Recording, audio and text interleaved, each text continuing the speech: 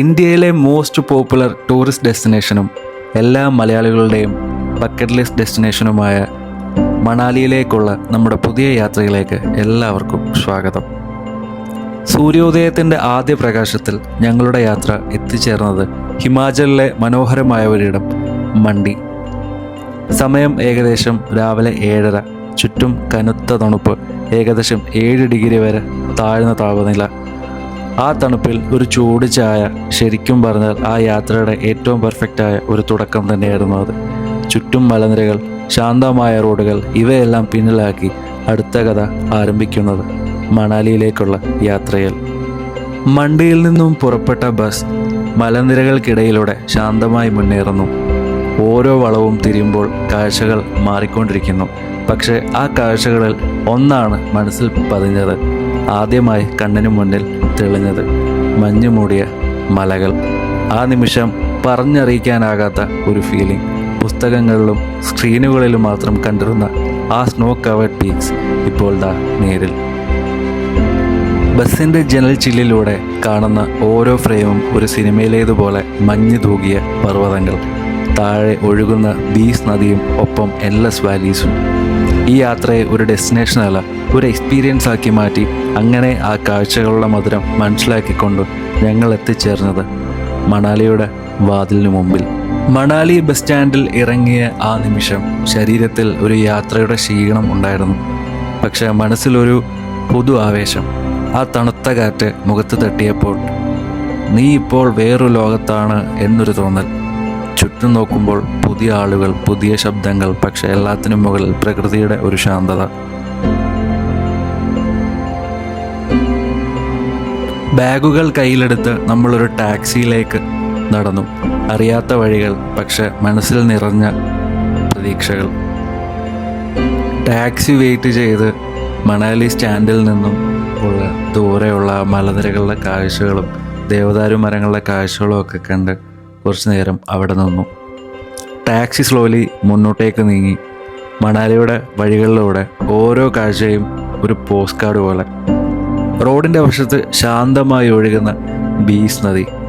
കാറിൻ്റെ ജിനാല തുറന്ന് ആ തണുത്ത കാറ്റ് ശ്വാസത്തിൽ നിറയ്ക്കുമ്പോൾ ആ നിമിഷം ജീവിതം ഒന്ന് സ്ലോ ആക്കിയതുപോലെ.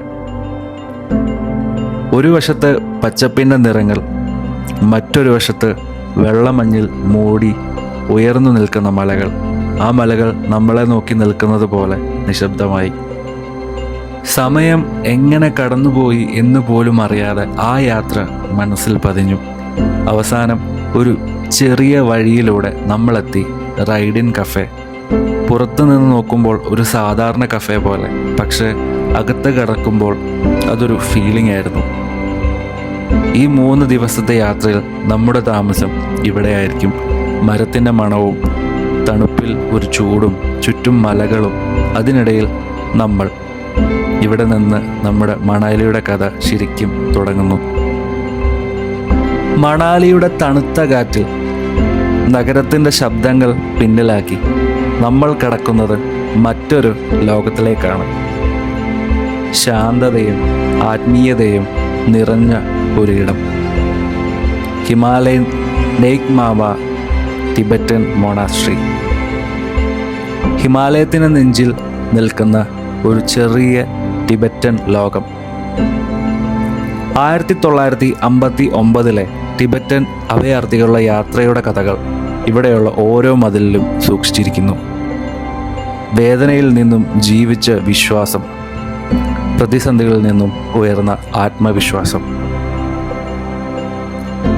മഠത്തിൻ്റെ പ്രവേശന കവാടം കടന്നപ്പോൾ തന്നെ ചുവപ്പും സ്വർണ്ണ നിറവും ചേർന്ന ആർക്കിടെക്ചർ മനസ്സിനെ പിടിച്ചെടുക്കുന്ന ഒരു കാഴ്ച.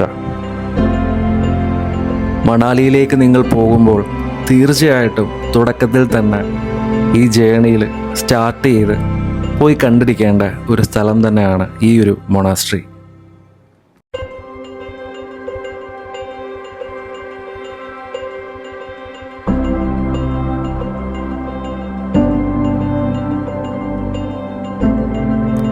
അകത്ത് ശാന്തമായി ഇരിക്കുന്ന ബുദ്ധപ്രതിമ.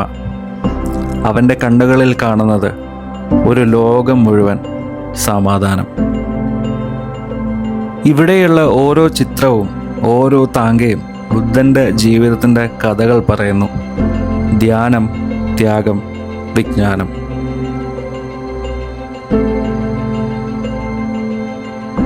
ചുറ്റും നിരത്തിയിരിക്കുന്ന പ്രാർത്ഥനാ ചക്രങ്ങൾ ഓരോ തവണ തിരിയുമ്പോഴും മന്ത്രങ്ങൾ വായുവിൽ ലയിക്കുന്നു. ശബ്ദമില്ലാതെ പ്രാർത്ഥനകൾ സംസാരിക്കുന്ന പോലെ. കാറ്റിൽ അലിഞ്ഞു വീശുന്ന ടിബറ്റൻ പ്രാർത്ഥനാ കൊടികൾ അത് വെറും നിറങ്ങളല്ല, പ്രകൃതിയുടെ ഭാഷയാണ്. നീല ആകാശത്തിൻ്റെ വിശാലത, വെള്ളി വായുവിൻ്റെ ശുദ്ധി, ചുവപ്പ് അഗ്നിയുടെ ശക്തി, പച്ച ജലത്തിൻ്റെ ജീവൻ, മഞ്ഞ ഭൂമിയുടെ സ്ഥിരത. ഈ 5 മൂലകങ്ങൾ ചേർന്ന് ജീവിതത്തിൻ്റെ സമത്വം നമ്മെ പഠിപ്പിക്കുന്നു.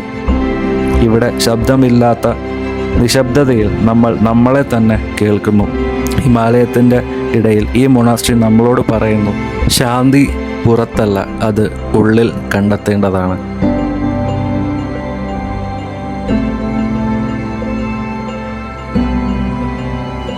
മണാലിയുടെ തിരക്കുകൾക്കിടയിൽ പോലും ശാന്തതയെ സൂക്ഷിച്ചു വെക്കുന്ന ഒരു ഇടം, അതാണ് വാൻ വിഹാർ നാഷണൽ പാർക്ക്.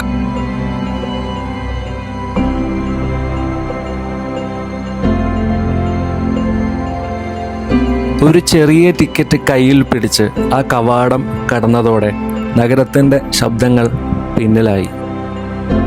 പ്രകൃതിയുടെ ഹൃദയത്തിലേക്ക് കടക്കുന്ന ഒരു യാത്ര തുടങ്ങി.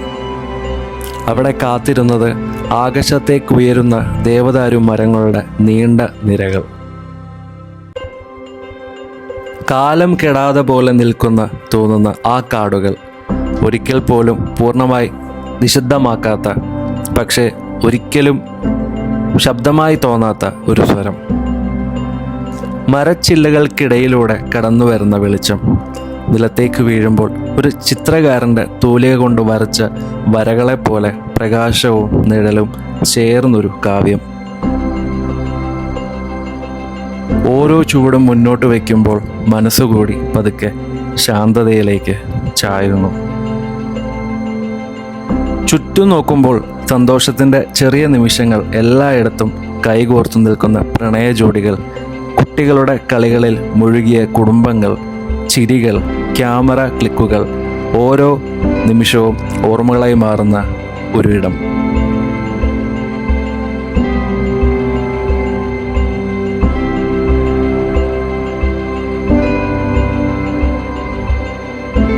പാതയുടെ അവസാന ഭാഗത്തേക്ക് എത്തിയപ്പോൾ നമ്മളെ കാത്തിരുന്നത് വാക്കുകൾക്ക് അതീതമായ ഒരു കാഴ്ച.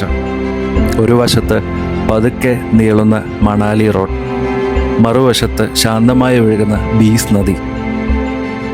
അവ തമ്മിൽ ഒന്നിച്ചു ചേർന്ന് ഒരു പൂർണ്ണതയുടെ അനുഭവം സമ്മാനിക്കുന്ന കാഴ്ച. അവിടെ നിൽക്കുമ്പോൾ ഒന്നും പറയേണ്ടതില്ലായിരുന്നു, കാരണം ആ നിമിഷം തന്നെ സംസാരിച്ചു കൊണ്ടേയിരുന്നു. നിങ്ങൾ തീർച്ചയായിട്ടും വാൻ വിഹാർ നാഷണൽ പാർക്കിൽ പോകണം. പോകുമ്പോൾ എന്തായാലും ഈ ഒരു ഏരിയ എക്സ്പ്ലോർ ചെയ്യാതെ പോകരുത്. കാരണം ഇവിടെ നിന്നുള്ളൊരു വ്യൂ എന്ന് പറഞ്ഞാൽ ഭയങ്കര രസമാണ്. നമ്മൾ പോകുന്ന ആ റോഡും അതിന് സൈഡിൽ കൂടെ ഒഴുകുന്ന ബീസ് നദിയും ആ ദേവദാരു മരങ്ങളും ദൂരെ ആകാശം മുട്ടം നിൽക്കുന്ന മഞ്ഞുമലകളും ഒക്കെ ആയിട്ട് ആ ഒരു കാഴ്ച എന്ന് പറഞ്ഞാൽ ഭയങ്കര ഒരു പീസ്ഫുൾ ഒരു കാഴ്ചയായിരുന്നു.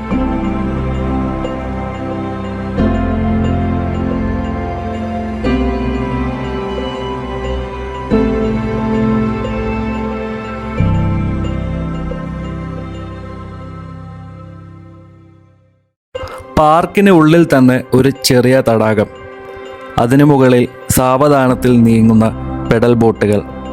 ഞങ്ങൾ പക്ഷെ അതിൽ ഇറങ്ങിയില്ല. പക്ഷേ ആ ശാന്തമായ നീക്കം കണ്ടു നിൽക്കാൻ മാത്രം പോലും മനസ്സിനെ സമാധാനത്തിലേക്കാക്കി.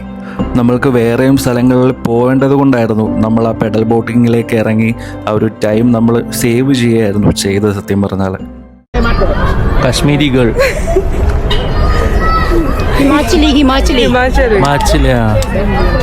ഇവിടെ അവസാനിക്കുന്നു ഈ ദിവസത്തെ യാത്രയുടെ ഈ ഭാഗം.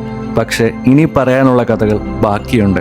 അതേ ദിവസം തന്നെ ഞങ്ങൾ സോയൽ വില്ലേജിൻ്റെയും മണാലി മാൾ റോഡിൻ്റെയും സൗന്ദര്യം അനുഭവിച്ചിരുന്നു. അത് അടുത്ത വീഡിയോയിൽ നിങ്ങളുമായി ഞാൻ പങ്കിടാം. അതുവരെ ഈ കാഴ്ചകൾ മനസ്സിൽ സൂക്ഷിച്ച് വീണ്ടും കാണാം. ബൈ.